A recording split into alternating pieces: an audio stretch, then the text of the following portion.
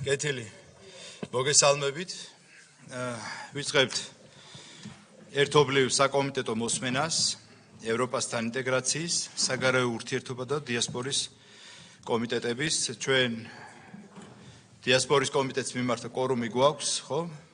ერთი საკითხი გვაქვს დიასპორის კომიტეტს, ეს არის საქართველოს მთავრობის მიერ საკანონმდებლო ინიციატივის წესით წარმოდგენილი კანონპროექტი საქართველოს 2025 წლის სახელმწიფო ბიუჯეტის შესახებ საქართველოს კანონში ცვლილების შეტანის თაობაზე. თუ კითხვები არ გვაქვს დიასპორის კომიტეტს მიმართ, დავამტკიცოთ ეს დღის წესრიგი. დიდი მადლობა. ამავე დროს მინდა ვთქვა, რომ დღეს მომხსენებელი იქნება საქართველოს ფინანსთა მინისტრის პირველი მოადგილე ბატონი გიორგი კაკაურიძე, სხდომას საქართველოს საგარეო საქმეთა სამინისტროდან ესწრებიან ბატონი გიორგი ენუქიძე, იურიდიულ საკითხთა ადამიანური და ადმინისტრაციული რესურსების მართვის დირექტორატის დირექტორი, გიორგი ნაცვლიშვილი, ადმინისტრაციული დეპარტამენტის დირექტორი და მამუკა ბარათაშვილი, ადმინისტრაციული დეპარტამენტის დირექტორის მოადგილე. კოლეგებო. მოგესალმებით, პარლამენტის წევრებს, აპარატის თანამშრომლებს, უწეულ სტუმრებს, რასთავარია საზოგადოებას, ვინც გვიყურებს და გვისმენს პარლამენტის არხებით. დღეს კვორუმი გვაქვს, ამიტომ გადავიდეთ დღის წესრიგზე. ჩვენც იგივე დღის წესრიგი გვაქვს ევროპასთან ინტეგრაციის კომიტეტის ნაწილში. ანუ რეალურად ჩვენ განვიხილოთ, დავაზუსტოთ უფრო სწორედ ის ბიუჯეტი, რომელიც იყო გათვალისწინებული 2025 წლისთვის, იმისთვის, რომ უფრო გამართული და ზუსტი ციფრებით, კონკრეტული მონაცემებით შევხვდეთ შემდგომ წელს. ვთხოვთ დასტურს აღნიშნულ დღის წესრიგთან დაკავშირებით. დიდი მადლობა. ასევე მოგესალმებით საგარეო ურთიერთობათა კომიტეტის წევრებს, მოგმართავთ თხოვნით, იქიდან გამომდინარე კვორუმი გვაქვს. ჩვენც ანალოგიური დღის წესრიგით ვიმუშაოთ, გთხოვთ თქვენს თანხმობას. მადლობა, შეგვიძლია გადავიდეთ დღის წესრიგით. მაშინ, ბატონ გიორგი, გთხოვთ. მოგვიყევით მიმდინარე წლის ბიუჯეტში რა ხდება? დიდი მადლობა, მოგესალმებით. წარმოგიდგენთ ინფორმაციას 2025 წლის ბიუჯეტის ცვლილებებთან დაკავშირებით. ჩვენ დაახლოებით თვენახევრის წინ მქონდა განხილვები მიმდინარე შესრულებასთან დაკავშირებით 2025 წლის ბიუჯეტის და მაშინდანაც ვახსენე, რომ ჩვენ ნოემბრის ბოლოსთვის წარმოგიდგენთ ცვლილებების პროექტს, რაც დაკავშირებული იყო მიმდინარე წლის ბიუჯეტის დაზუსტებასთან. დავიწყებ ეკონომიკური პარამეტრებით, მოგეხსენებათ ჩვენ ბიუჯეტი დაგვექმნით 6%-იანი ეკონომიკური ზრდის პროგნოზე, თუმცა რეალურად ხედავთ, რომ ზრდა წლის განმავლობაში იყო უფრო მაღალი ეკონომიკური ტენდენციები ჰქონდა. შესაბამისად, ეტაპობრივად სხვადასხვა საფინანსო ინსტიტუტებმა გაზარდეს საქართველოს რეალური ეკონომიკური ზრდის პროგნოზი. 10 თვის წინასწარი მონაცემები გამოქვეყნდა რამდენიმე დღის წინ და აქაც ხედავთ, რომ 10 თვეში წინასწარი მონაცემებით გვაქვს 7.6% რეალური ეკონომიკური ზრდა. შესაბამისად, ჩვენ გადავხედეთ წლიური ეკონომიკური ზრდის პროგნოზს და ნაცვლად 6%-ისა წარმოქმნილია 7.2%-ის ოდენობით. გარდა ამისა, გასათვალისწინებელია, რომ 15 ნოემბერს სტატისტიკის სამსახურმა დააზუსტა გასული წლის კლინიანტთა პროდუქტის მაჩვენებელი, ნომინალური მაჩვენებელი და მის მოცულობამ შეადგინა 93 მილიარდ 22 მილიონი ლარი, დაახლოებით მილიარდ 300 მილიონი ლარით არის გაზრდილი. ამან თავისთავად იმოქმედა წლევანდელი ნომინალური კლინიანტთა პროდუქტის მოცულობაზე და გადაანგარიშებული მოცულობის მიხედვით 104 მილიარდ 407 მილიონს შეადგენს მიმდინარე წელს კლინიანტთა პროდუქტის ნომინალური მაჩვენებელი. რაც შეეხება ნაერთი ბიუჯეტის ძირითად პარამეტრებს, აქ მოგახსენებთ, რომ ჩვენ საგადასახადო შემოსავლები გვესდება 200 მილიონი ლარის ოდენობით, ჯამურადაც შემოსულობების ნაწილი ასევე დაახლოებით 222 მილიონი ლარით იზრდება, დეფიციტი შენარჩუნებული გვაქვს იგივე დონეზე 2.5% კლინიანტთა პროდუქტთან მიმართებაში, ხოლო მთავრობის ვალის მაჩვენებელი შეადგენს 34.1%, ანუ მნიშვნელოვნად არის შემცირებული მისი მოცულობა.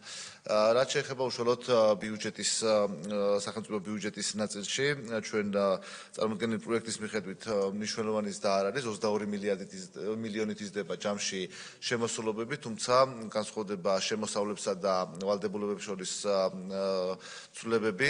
შემოსავლების ნაწილი იზრდება დაახლოებით 391 მილიონი ლარით და 23 მილიარდ 816 მილიონი იქნება, მათ შორის საგადასახადო შემოსავლების სახელმწიფო ბიუჯეტის წილი იზრდება იქნება 55 მილიონი ლარით და 21 მილიარდ 940 მილიონი ლარი იქნება. სხვა შემოსავლების და გვაქვს 340 მილიონი ლარით, გრანტების ნაწილი თითქმის იგივეა, 13 მილიონია სხვაობა გრანტებში. რაც შეეხება პრივატიზაციას, იგივე მაჩვენებელი გვაქვს, ესხების დაბრუნება 340 მილიონია განსაზღვრული, ხოლო ვალდებულებების დის ნაწილში ჩვენ საშინაო ფასიანი ქაღალდების ემისია გვაქვს შენარჩუნებული 1.6 მილიონი ლარის ოდენობით, საბიუჯეტო კრედიტების მაჩვენებელი ასევე უცვლელია და 600 მილიონი ლარია, ხოლო რაც შეეხება საინვესტიციო კრედიტებს, აქ საპროგნოზო ათვისებიდან გამომდინარე მოხდა კორექტირებები და ჯამში ვალების ნაწილში აღნიშნული მაჩვენებელი 298 მილიონი ლარით მცირდება და 927 მილიონ ლარს შეადგენს. რაც შეეხება ბიუჯეტის ხარჯვის ნაწილს, აქ შეიძლება ორ კომპონენტად დავყოთ ხარჯვის ნაწილში ცვლილებები. ერთი, რომელიც უშუალოდ გამოიკვეთა საჭიროება არის მიმდინარე წლის განმავლობაში დამატებითი რესურსები მიმართოს რიგ პროგრამებზე, ხოლო მეორე თანხმედრაშია უკვე 2026 წლის ბიუჯეტთან და გარკვეული ხარჯები, რომელიც საჭიროა 2026 წელს, შესაძლებელია წელსვე მოხდეს მათი დაფინანსება და სწორედ აი ამ ორივე კომპონენტს შევეხებით თქვენის ნებართვით. ჯამში ხარჯვითი ნაწილი დიდად არ იცვლება, 11 მილიონი ლარით არის გაზრდილი და 27 მილიარდ 952 მილიონ ლარს შეადგენს, თუმცა სხვადასხვა სამინისტროს ფარგლებში გვაქვს ცვლილებები და თქვენის ნებართვით მოგახსენებთ. დავიწყებ ჯანდაცვის სამინისტროს ნაწილში, ჯამში ჯანდაცვის სამინისტროს ბიუჯეტი განისაზღვრა წელს 8 მილიარდ 953 მილიონი ლარის ოდენობით, 133 მილიონით არის გაზრდილი, თუმცა აქ თუ შევხედავთ პროგრამების ნაწილში, საყოველთაო ჯანდაცვის პროგრამა არის გაზრდილი, 195 მილიონი ლარი ემატება საყოველთაო ჯანდაცვის პროგრამას და ეს არის წელს ასანაზღაურებელი თანხები, რაც უკვე ასანაზღაურებელია და ასევე ნოემბრის და დეკემბრის შესრულებების ნაწილი რაც გვექნება. ამავდროულად არის გარკვეული ეკონომიები პენსიებში, უფრო ნაკლები გაიზარდა ბენეფიციართა რაოდენობა, ვიდრე ბიუჯეტში იყო გათვალისწინებული და შესაბამისად დაახლოებით 10 მილიონიანი რესურსი აქ არის და 15 მილიონი არის დევნილთა სახლების მშენებლობის ნაწილში, ჯამში 25 მილიონი ლარი, ასევე დამატებით 170 მილიონ ლართან ერთად მიემართება საყოველთაო ჯანდაცვის პროგრამის დასაფინანსებლად. რაც შეეხება საინვესტიციო პროექტების ნაწილში, ევროპის საინვესტიციო ბანკიდან გამოყოფილი კრედიტის ათვისება წელს ვერ მოესწრება, ამიტომ მომდევნო წლის ბიუჯეტში ასახული ეს თანხა, შესაბამისად აქ 37 მილიონი ლარით არის შემცირებული შესაბამისი პროგრამის დაფინანსება. გარემოს დაცვისა და სოფლის მეურნეობის სამინისტრო, აქაც ზრდა გვაქვს და აქაც ორივე კომპონენტია, როგორც მიმდინარე წლის აუცილებელი ხარჯების დაფინანსება, ასევე მომდევნო წლის გარკვეული ნაწილის დაფინანსება. ეს არის პირველ რიგში მიმდინარე წელს თუ შევეხებით არის 160 მილიონი ლარი დამატებით გამოეყოფა რთველის დაფინანსებაზე, ხსენებათ საკმაოდ მაღალი იყო მოსავლის მაჩვენებელი წელს და შესაბამისად ის რომ სახელმწიფომ უზრუნველყო სრულად ჩაებარებია მოსავალი, ამ ნაწილში არის დამატებით გამოსაყოფი 160 მილიონი ლარი. მეორეს მხრივ მელიორაციის ნაწილში არის დამატებით გამოყოფილი 110 მილიონი ლარი. თქვენ მოგხსენებათ მომდევნო წელს იყო გათვალისწინებული მელიორაციის პროექტების დასაფინანსებლად 55 მილიონი ლარი, თუმცა როდესაც განვიხილეთ საბოლოო ბიუჯეტი, აქ საჭიროება იყო დამატებით დაახლოებით 20 მილიონი ლარი, შესაბამისად ეს 55-ს დამატებული 20 მილიონი, 75 მილიონი ლარი და ის თანხა, რომელიც ხმარდება კომპანიის მიმდინარე ხარჯების დაფინანსებას, ანუ რეალურად სუბსიდირებას იმისათვის, რომ შესაბამისი ტარიფი არ არის განსაზღვრული, ეს თანხები მთლიანად მიემართება წელს და მომდევნო წელს აღარ იქნება დამატებით თანხების გამოყოფის საჭიროება. თავდაცვის სამინისტროს ნაწილში გვაქვს და 100 მილიონი ლარი და აქაც რეალურად არის ის საჭიროებები, რომელიც მიმდინარე წელს უდგას სამინისტროს, გარკვეული შესყიდვების ნაწილი, რომლის მიღებაც წელს არის შესაძლებელი, ამ შესყიდვების ფარგლებში მოხდება შესაბამისი თანხების ანაზღაურება. უსაფრთხოების სამსახურის ნაწილში არის 45.5 მილიონის და ამ შემთხვევაში არის მატერიალურ-ტექნიკური ბაზის განახლება, ძირითადად არის სატრანსპორტო საშუალებები და სხვა ის ტექნიკური საშუალებები, რომელიც სამსახურის მატერიალური ბაზისთვის არის აუცილებელი და სპორტის სამინისტრო შემდეგი, სადაც ასევე გვაქვს დამატების საჭიროება. აქ რამდენიმე კომპონენტისგან შედგება, ერთი არის კალათბურთის ფედერაციის ნაწილში ემატება დამატებით 2.5 2.5 მილიონი და ეს არის ევროპის ჩემპიონატზე გასვლიდან გამომდინარე ეს არ იყო დაგეგმილი თავიდანვე ბიუჯეტში და რაც ხარჯები დაჭირდა სხვადასხვა ამ ღონისძიებებისთვის ეს არის დამატებული რაკს ქონდა გარკვეული ვალდებულებები რომელიც დაგროვდა გასული წლების განმავლობაში და შესაბამისად ამ ვალდებულებების გასტუმრებისთვის არის 7 მილიონი ლარი დამატებით გამოყოფილი ფეხბურთის ფედერაცია მოგეხსენებათ არ ფინანსდებოდა ბიუჯეტიდან თუმცა წელს ჩატარებული მატჩების რაოდენობიდან გამომდინარე საჭირო გახდა დამატებით გამოყოფა და 4.5 მილიონი ლარი არის ფეხბურთის ფედერაციისთვის გამოყოფილი ასევე სხვადასხვა ფედერაციები ჯამში დაახლოებით ერთ პროგრამაში არის დაახლოებით 40-მდე ფედერაცია მოგეხსენებათ და მათი მიმდინარე საჭიროებები რაც არის სხვადასხვა ჩემპიონატებში მონაწილეობის ხარჯები დაახლოებით 4 მილიონი ლარის დამატება ხდება ამ ნაწილში და ნუ ყველაზე დიდი ნაწილი რაც სპორტში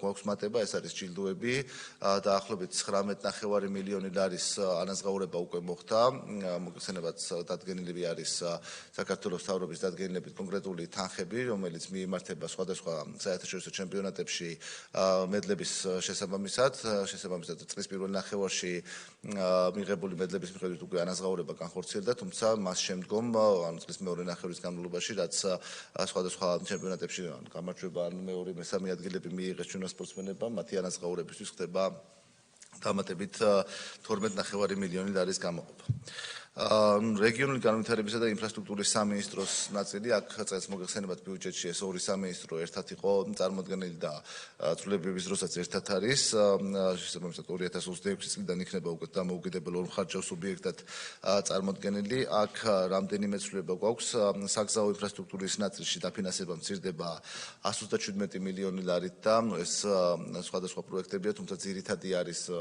ამაში დაახლოებით 156 მილიონი ლარი არის თბილისის წითელი ხიდისა და თბილისის ალგეთის სადახლოს მონაკვეთების დაწყებას ვფიქრობთ წელს, თუმცა სატენდერო პროცედურები ჯერ არ დასრულებულა, ანუ გარკვეული შიდა განხილვებია საფინანსო ინსტიტუტის მხრიდან, შესაბამისად წელს ამ თანხის გადახდა ვერ მოეცრება და ამიტომ არ ამოღებულია 2025 წლის ბიუჯეტიდან, რაც შეეხება რეგიონული და მუნიციპალური ინფრასტრუქტურის გაუმჯობესება, აქ მოსალოდნელი ათვისებიდან გამომდინარე მცირდება 90 მილიონი ლარით. წყლისა და წყალარენების ინფრასტრუქტურის დაფინანსების ნაწილში გვაქვს მატება 360 მილიონი ლარი, აქაც გარკვეულწილად ეს უკავშირდება 2026 წელს, ჩვენ გვქონდა 200 მილიონი ლარი ბიუჯეტიდან დასაფინანსებელი პროექტები, ასე ვთქვათ, გათვალისწინებული, გარდა იმისა, რასაც დონორები საინვესტიციო პროექტების ნაწილში აფინანსებენ, თუმცა წყლის ნაწილში საჭიროებას და მოთხოვნას განხილვების დროს გამოიკვეთა, ამიტომ ჩვენ დაახლოებით 400 მილიონის გამოყოფა ხდება ამ პროგრამის ფარგლებში წელს და მომდევნო წლის დაფინანსება მცირდება იმ 200 მილიონი ლარით შესაბამისად რეალურად გაზრდილი დაფინანსება ექნება 2025 წლის განმავლობაში. გარდა ამისა არის მყარი ნარჩენების მართვის კომპანია მიუხედავად იმისა რომ გადავიდა სტრუქტურულად სოფლის მეურნეობისა და გარემოს დაცვის სამინისტროში წელს შენარჩუნებულია სტრუქტურა როგორც დამტკიცებული ბიუჯეტი იყო და აქაც ჩვენ დაახლოებით 40 მილიონი ლარის დამატებას ვაკეთებთ მყარი ნარჩენების მართვის კომპანიაზე იმისათვის რომ მომდევნო წლის ხარჯების დაფინანსება სრულად უზრუნველყოს. რაც შეეხება სხვა პროგრამებს მოსალოდნელი ათვისებიდან გამომდინარე მცირდება საგანმანათლებლო ინფრასტრუქტურის მშენებლობა რეაბილიტაციის თანხები 100 მილიონი ლარით, ტურისტული ინფრასტრუქტურის ნაწილში 75 მილიონი ლარით, ხოლო სპორტული ინფრასტრუქტურის ნაწილში 188 მილიონი ლარით. განათლებისა და მეცნიერების სამინისტროს ნაწილში გვაქვს შემცირება დაახლოებით 250 მილიონ ლარამდე და ეს არის ძირითადად ის თანხები, რომელიც ესიდას საგანმანათლებლო სამეცნიერო ინფრასტრუქტურის სააგენტოს გაუქმების შემდგომ უნდა გადავიდეს ინფრასტრუქტურის სამინისტროში და ფუნქცია უკვე გადავიდა, თუმცა იმის გათვალისწინებით რომ შეიცვალა თვითონ მშენებლობის ეტაპები, ანუ ჯერ პროექტირება ხორციელდება და სწორედ პროექტირებაზეა ახლა სატენდერო პროცედურები მიმდინარეობს და ნაწილი დასრულებულია და პროექტირების დასრულების შემდგომ იქნება უკვე სამშენებლო სამუშაოები და ეს გაერთიანებული აღარ იქნება როგორც მანამდე იყო რომ ეგრეთ წოდებული დიზაინ ბილდის მეთოდით აღარ იმუშავებს ინფრასტრუქტურის სამინისტრო შესაბამისად ეს თანხები წელს არ იქნება ათვისებული და გადადის მომდევნო წლის დასაფინანსებაში. კულტურისა და კულტურის სამინისტროს ნაწილში უკაცრავად აქ ჯამური ცვლილება არ გვაქვს, თუმცა არის პროგრამებს შორის გადანაწილება, გარკვეული ეკონომიები გადადის სხვა პროგრამების დასაფინანსებლად. ეკონომიკისა და მდგრადი განვითარების სამინისტროს ასიგნებები ჯამურად მცირდება 48 მილიონი ლარით. აქ საბიუჯეტო სახსრების ნაწილში გვაქვს 40 მილიონი ლარი და ეს მიემართება ქუთაისის აეროპორტის სასაფრე-დასაფრენი ბილიკის მშენებლობის დამატებით დაფინანსებაზე. შესაბამის თანხები შემცირებულია 2026 წელს, წელს ხდება ამ თანხების გამოყოფა, ხოლო სადაც შემცირება, ეს არის ძირითადად ელექტროგადამცემი ხაზების მშენებლობა, რომელიც გარკვეული შეფერხებები იყო, მათ შორის მოსახლეობის პროტესტი, ნებართვების ნაწილი და ასე შემდეგ და ამ ნაწილში ვფიქრობთ, რომ უკვე მომდევნო წელს უფრო აქტიური იქნება გარკვეული ცვლილებები განხორციელდა სტრუქტურულად ამ მიმართულებითაც. იუსტიციის სამინისტროში გვაქვს წმინდა ეკონომიები, ეს არის დაახლოებით 30 მილიონ ლარზე მეტი, თუმცა ძირითადი ნაწილი 28 მილიონი ლარი არის საერთაშორისო არბიტრაჟებში შესაბამისი საკონსულტაციო მომსახურების თანხები, რომელიც რეალურად უფრო ნაკლები დაждდა ვიდრე წინა წლების სტატისტიკა იყო. ეს გავითვალისწინეთ და მომდევნო წელსაც შემცირდება ამ მიმართულებით გამოყოფილი თანხები. საგარეო საქმეთა სამინისტრო ალბათ ამ კომიტეტებისთვის ყველაზე მნიშვნელოვანი უწყება. ახაც გვაქვს ეკონომია, კურსის გამყარებიდან გამომდინარე რეალურად გვაქვს ქონდა დაახლოებით 17-18 მილიონ ლარამდე ეკონომია, 15-ზე ცოტა მეტი იყო. თუმცა გარკვეული ნაწილი წელსვე გამოიყენა სამინისტრომ ჩვენთან შეთანხმებით რა თქმა უნდა და მოხდა გარკვეული ანაზღაურებების მატება, ეს იქნება სიძვირის კოეფიციენტი, განათლების დაფინანსების ზრდა და ასე შემდეგ. ამ მიმართულებით წელს მიიმართა თანხები, თუმცა უკვე რაც წლის ბოლომდე დარჩება ეკონომია არის 11 მილიონი ლარი და ესეც მცირდება. პარლამენტი, ცენტრალური საარჩევნო და საერთო სასამართლოები, აქაც გვაქვს შემცირებები, თითოეული ამ უწყებას ჰქონდა ეკონომია, პარლამენტის შემთხვევაში 20 მილიონი ლარია, რაც გვაცნობს ეკონომიასთან დაკავშირებით, ცენტრალური საარჩევნო კომისიის შემთხვევაში 9 მილიონი ლარი, ხოლო საერთო სასამართლოების მიმართულებით 25 მილიონი ლარი და ეს თანხების შემცირებაც ხდება. გარდა ამისა არის ეკონომია ასევე საგარეო პროცენტის ნაწილში, ესეც კურსთა შორის სხვაობიდან გამომდინარე, არა მხოლოდ ლარისა და დოლარის, არამედ დოლარი, ევროს და სხვადასხვა ვალუტების ნაწილში და საბოლოო ჯამში დაახლოებით 100 მილიონიანი ეკონომია არის საგარეო ვალდებულებების მომსახურების ნაწილში და აღნიშნული თანხაც მცირდება, თუმცა დამატებით გამოიყოფა რეგიონებში განსახორციელებელი პროექტების ფონდისთვის 115 მილიონი ლარი და აღნიშნული თანხის დიდი ნაწილი მიემართება იმ პროექტების დასაფინანსებლად, რომლებიც თავის შინაარსით იყო მრავალწლიანი, მომდევნო წელს უნდა შესრულებულიყო ეს სამუშაოები, თუმცა კონტრაქტორების ნაწილმა უფრო ადრე შეძლეს სამუშაოების შესრულება, შესაბამისად იმისათვის, რომ ფონდი უფრო თავისუფალი შეხვდეს მომდევნო წელს და ახალი პროექტების დაწყება შეძლონ მუნიციპალიტეტებმა, წელს უკვე შესრულებული, ფაქტიურად შესრულებული სამუშაოები რაც იქნება, მათ ანაზღაურებას უკვე წელსვე უზრუნველყოფთ. ასევე დამატებით გამოიყოფა 12 მილიონი ლარი დაგროვებით საპენსიო სქემის თანადაფინანსების ნაწილში, მოგეხსენებათ საშემოსავლო გადასახადის და გარკვეულწილად დაკავშირებულია ერთის მხრივ ხელფასების დასთან, მეორეს მხრივ დასაქმებულთა რაოდენობის დასთან, შესაბამისად გაზრდილია ბენეფიციართა რაოდენობა და დაგროვებით საპენსიო სქემის ნაწილში და დამატებით გახდა აქ 12 მილიონი ლარის გამოყოფის საჭიროება. ეს არის ის ძირითადი ცვლილებები, რომელიც წარმოდგენილია თქვენს წინაშე, კიდევ ერთხელ რომ შევაჯამო ამ ცვლილებების შედეგად ჯამურად მნიშვნელოვანი ცვლილება ბიუჯეტის შემოსრულებებში და ხარჯებში არ არის, თუმცა არის სტრუქტურულად გადანაწილებული თანხები, ბიუჯეტის დეფიციტი შენარჩუნებულია მთლიანში და პროდუქტთან 2.5% დონეზე, ხოლო მთავრობის ვალის მაჩვენებელი არის 34.1%-ის დონეზე. დიდი მადლობა, მზადვართ თქვენს კითხვებს უპასუხო. მადლობა ბატონო გიორგი. ხო, კიდევ ერთხელ ხაზი რო გავუსვათ, ჩვენ 2025 წლის ბიუჯეტი 6%-იან ზრდაზე ქონდა გათვლილი, თუმცა 9 თვის მონაცემებით გვაქვს 7.7% და ბუნებრივია ამან განაპირობა შემოსულობების ზრდა სახელმწიფო და ერთ ბიუჯეტში. რაც შეეხება ეკონომიები, რაც შეეხება შემცირებები, რაც არის ცალკეულ უწყებებში, ესეც განპირობებულია ეკონომიების და თქვათ არათვისების ხარჯზე ხდება ასე თქვათ გადანაწილება, ოპტიმიზაცია. დავიწყოთ კითხვები სამივე კომიტეტს ეხება, თუ გვაქვს კითხვები, გთხოვთ დავსვათ ცვლილებებთან დაკავშირებით. შეიძლება. ბატონო გიორგი, ბრძანეთ. მოგესალმებით.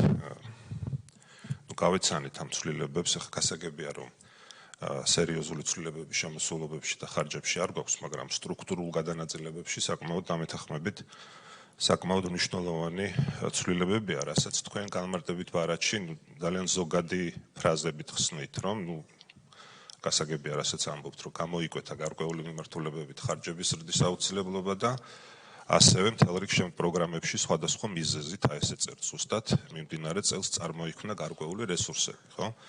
თან აქ არის საკმაოდ დიდ თანხებზე საუბარი. აი ხ მაგალითისთვის განსაკუთრებით მწვავედ ჩანს განათლების სამინისტროსთვის შემცირებული დაფინანსება მთელი არც მეტი არც ნაკლები 250 მილიონით და კონკრეტულად ინფრასტრუქტურაზე, ანუ სკოლების რეაბილიტაციაზე გამოყოფილი თანხა 203 მილიონით, ხო?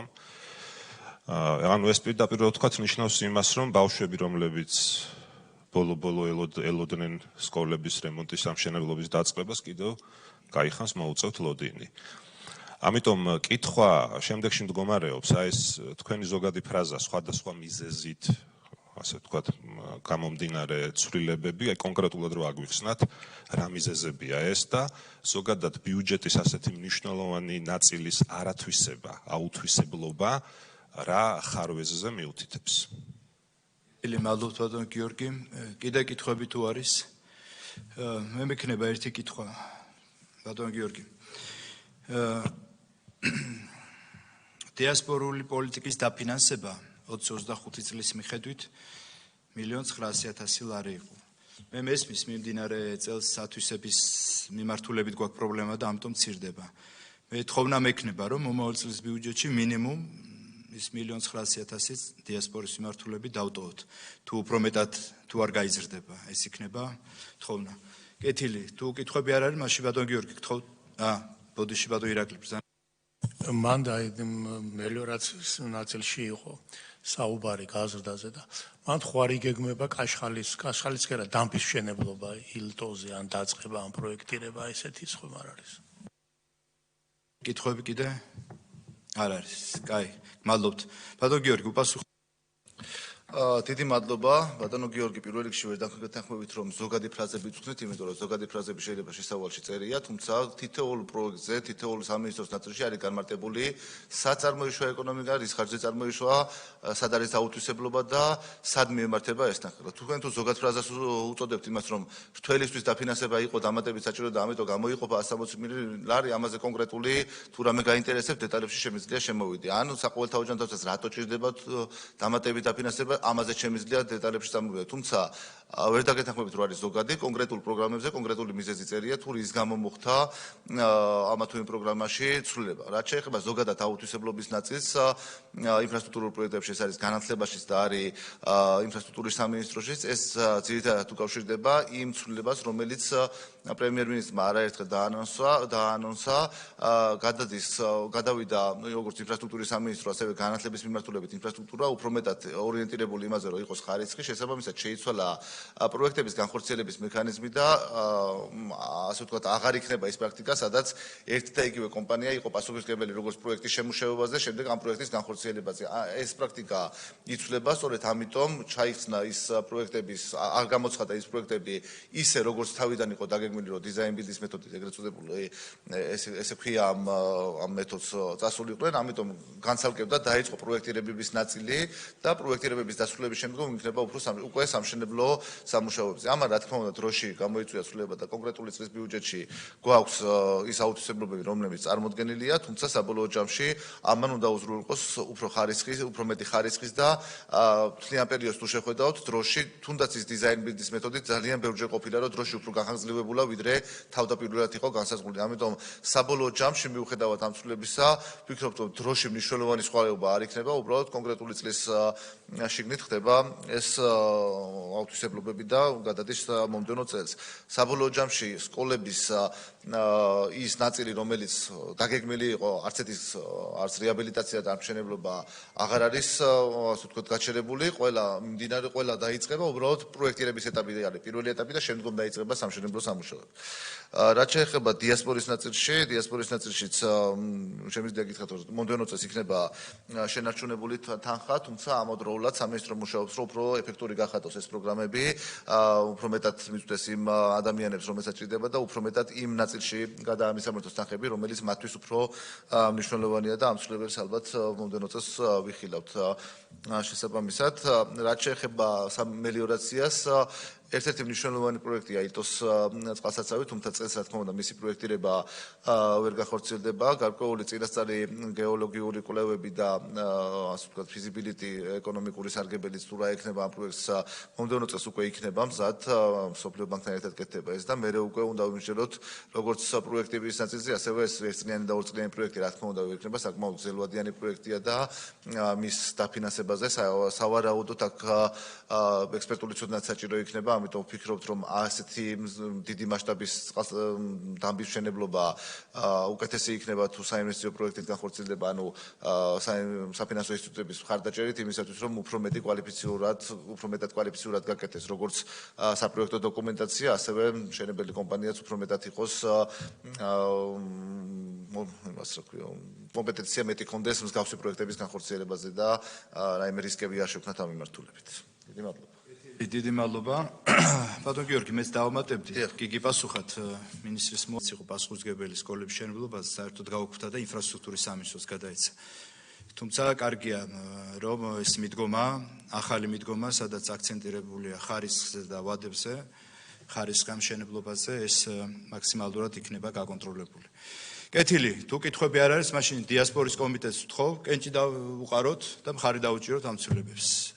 დიდი მადლობა, მხარდაჭერილია. მეც სანამ კენჭისყრას დავაყენებდე, მინდა გთხოვოთ ბატონ გიორგი, რომ კი გასაგებია, სრულიად ახალი მიდგომა მთლიანად იმ სახელმწიფო ფინანსების გამოყენებაზე, რომ მაქსიმალურად ეფექტიანად, ღაირათიანად, მიზნობრივად იყოს დახარჯული ეს თანხები, ჩადებული ქვეყნის ინფრასტრუქტურაში, მაგრამ ამავე დროს რამდენადაც შესაძლებელია გთხოვთ, რომ ეს ნაკლებად აისახოს, ასე ვთქვათ, მოსახლეობაზე, საბოლოო შედეგების თვალსაზრისით. სხვა მხრივ არსებითი ცვლილებები რეალურად რაც თქვენ წარმოადგენთ, რამდენადაც ხვდებით, არის სხვადასხვა პროგრამაში გადატანა ცვლილებების, მაგრამ არსებითად შედეგები ამ მიმართულებით არ იცვლება და ის რაც დაგეგმილი იყო სკოლების ნაწილში, გზების ნაწილში, სხვა ინფრასტრუქტურის ნაწილში, ყველა მიმართულებით განხორციელდება ისე როგორც ეს იყო დაპირება მოსახლეობისადმი. აღნიშნულის გათვალისწინებით მე ვთხოვთ ევროპასთან ინტეგრაციის კომიტეტის წევრებს, რომ მხარი დაუჭიროთ აღნიშნულ პროექტს. მადლობა. ჩვენი მხარდაჭერაც ამ ნაწილში. ასევე საგარეო ურთიერთობათა კომიტეტის წევრებს მოგმართავთ თხოვნით, რომ მხარი დაუჭიროთ. ვაყენებთ საკითხს კენჭისყრაზე. საგარეო ურთიერთობათა კომიტეტის წევრებს. გადაწყვეტილება მიღებულია, საკითხი განხილულია. მხარდაჭერილია. სტუმრებს ხوار უნდათ რამე პოზიციის დაფიქსირება, კეთილი. მადლობა, ბატონ გიორგი. თუ კითხვები არ არის, მაშინ დავხროთ, დახურულია. სხდომა დასრულებულია.